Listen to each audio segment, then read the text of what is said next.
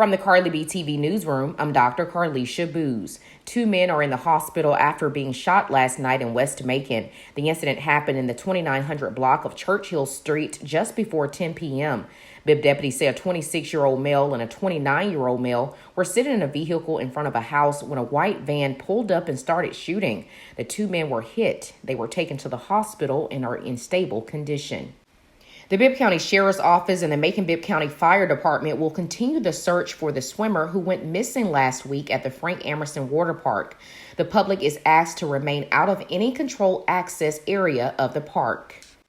The Supreme Court is about to hear arguments over President Joe Biden's student debt relief plan on Tuesday. Millions of borrowers could see their loans wiped away or reduced. So far, Republican-appointed judges have kept the Democratic president's plan from going into effect.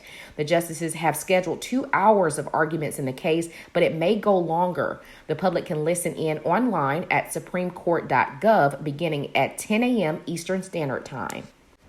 If you get health coverage through Medicaid, you might be at risk of losing that coverage over the next year. As states begin checking everyone's eligibility for Medicaid for the first time in 3 years, as many as 14 million people could lose access to that health coverage.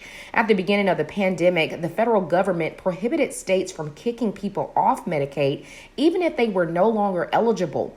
Before the pandemic, people would regularly lose their Medicaid coverage if they started making too much money to qualify for the program, gained health coverage through their jobs, or moved to a new state. For more news on the go, visit KBTV.com.